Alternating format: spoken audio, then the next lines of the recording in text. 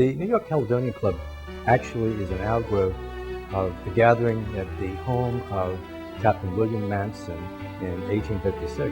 Captain Manson was from Verso, Caithness County, Scotland, that is the northeast of Scotland, and he was a member of the Highland Guard militia. The Highland Guard was a predecessor of the New York Caledonian Club. It was an outgrowth of the War of 1812 and was comprised mainly of Scottish immigrants.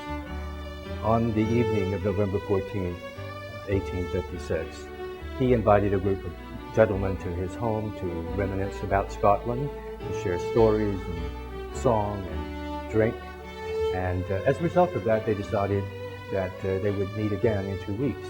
A circular was distributed for those who would have interest, and the New York Caledonian Club was formed as a result of that evening. And the purpose of the club was to have a social organization where men of all socioeconomic strata, rich and poor, firemen, policemen, laborers, whatever, shared one thing in common, and that was that they loved Scotland. So it was brothers of the heather, shoulder to shoulder. They enjoyed their culture and were able to help each other.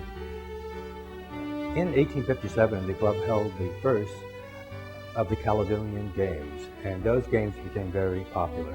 In 1858, in Jones Wood, which is today 68th and 69th Street, York Avenue, they charged 25 cents for admission, and it was a games that attracted wide attention. People from all of the United States, as well as Scotland, participated in those games.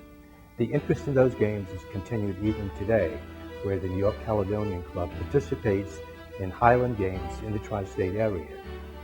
The most important activities initially of the club were social. The Robert Burns Supper and the Caledonian Ball were two of the biggest events. In 1898, Andrew Carnegie gave the club a building, and that was located on 7th Avenue, not far from what we call today Carnegie Hall. Carnegie came to the building, saw that there were no library books, and he turned to an aide and said, "Fill this room with books." So as a consequence, he donated 1,000 Scottish books, which are today located at the Second Presbyterian Church, the Old Scots Kirk at 96th Street and Central Park West. The club had meeting rooms, a gymnasium, and billiards. It was a social gentleman's club. Today, the club operates a Scottish Studies program, which offers classes in Gaelic, bagpipe playing, Scottish history, and Highland dance, and other subjects. And it is the only organization in the city that does offer a program of Scottish culture.